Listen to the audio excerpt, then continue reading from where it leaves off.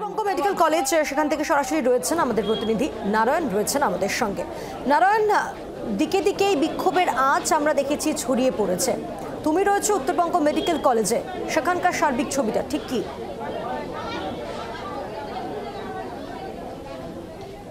দেখো, এই মুহূর্তে উত্তরবঙ্গ মেডিকেল কলেজের ইমার্জেন্সির সামনে রয়েছি, সেখানকার সার্বিক চিত্রটা দেখিয়ে দিই। আমি প্রথমেই তুহিনকে বলবো, তুমি পেছনের দিকে একটু দেখাতে যে এই মুহূর্তে উত্তরবঙ্গ মেডিকেল কলেজের পরিষেবা ইমার্জেন্সি খোলা রয়েছে, কিন্তু বাকি সমস্ত পরিষেবা বন্ধ। ঠিক এভাবেই রোগীরা আসছে, রোগীর পরিজনরা রোগীদের নিয়ে আসছে দূর দূরান্ত থেকে। তারা হয়রানির শিকার, কারণ তারা জানতো না আগে থেকে যে আজকে উত্তরবঙ্গ মেডিকেল কলেজের বেশিরভাগ পরিষেবাই বন্ধ থাকবে। তার পাশাপাশি আন্দোলনের তীব্রতা বলা চলে দিন প্রতিদিন কিন্তু বেড়েই চলেছে। আজও একইভাবে উত্তরবঙ্গ মেডিকেল কলেজের ইমার্জেন্সির সামনে জুনিয়র ডাক্তার থেকে শুরু করে সিনিয়র ডাক্তারের এক ধরনের তাদের অবস্থান বিক্ষোভ চলছে। তাদের দাবি অবিলম্বে দোষীদের চিহ্নিত করে শাস্তি দেওয়া হোক। পাশাপাশি সিবিআই তদন্তর দাবি দেওয়া হয়েছে, যদিও হাইকোর্ট দিয়েছে, কিন্তু রাজ্যের মুখ্যমন্ত্রী এত লেট করলো কেন? রাজ্যের মুখ্যমন্ত্রীর কোনো নিঃশব্দ কেন?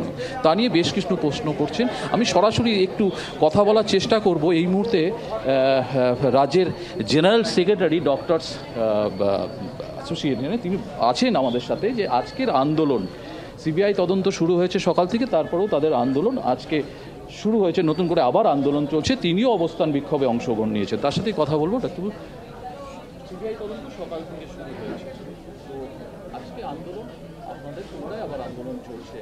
আন্দোলনের তীব্রতা বলা চলে চাইছেন, এবং এই আন্দোলন না, দেখুন, আন্দোলন আমরা কেউ করতে চাই না। প্রথমেই বলি, এটা আমাদের কাজ নয়। আমাদের কাজ পেশেন্ট রোগী দেখা, যতটুকু তাকে সাহায্য করা মানুষকে, এইটা আমাদের কাজ।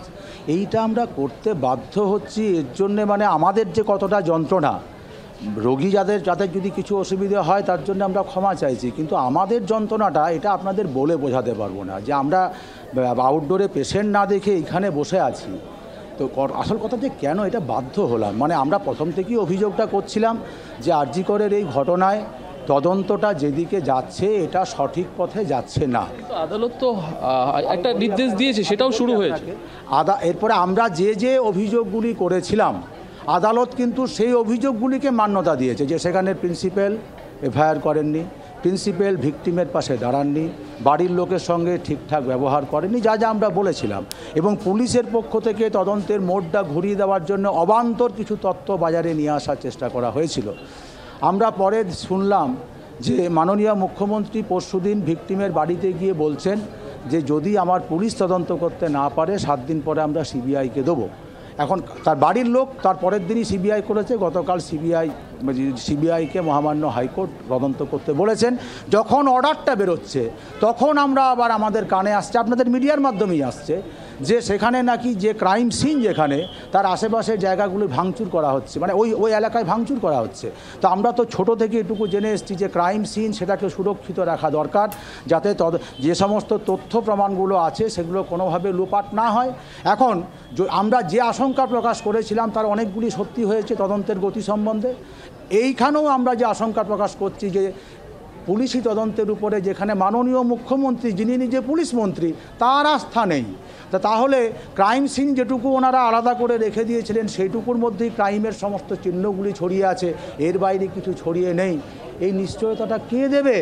তাহলে আজকে সিবিআই তদন্তভার হাতে নেওয়ার আগে তড়িঘড়ি এই কাজটা করার কোন জরুরি প্রয়োজন ছিল এটা আমাদের মাথায় আসেনি। আমাদের মনে হয়েছে এতে তথ্য প্রমাণ লোপাট পেতে পারে, এবং এমনিতেই আমরা বিরক্ত, আমরা ক্ষুব্ধ, আমরা ক্ষিপ্ত। তার সঙ্গে এই ঘটনা আমাদেরকে বাধ্য করলো আজকে এই কঠোর সিদ্ধান্তটা নিতে। আজকে বিকেল 4টে পর্যন্ত আমরা এই কর্মবিরতি নন এমার্জেন্সি যে এই জায়গাগুলিতে সেটা করব, মানুষের কাছে আবার হাত জোড় করে ক্ষমা চেয়ে নিয়ে।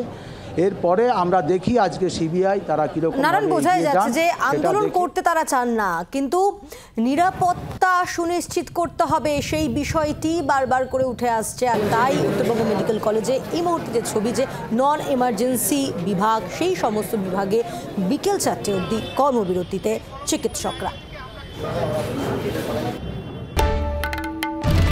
বাংলার আওয়াজ, বাঙালির আবেগ, জি 24 ঘন্টা।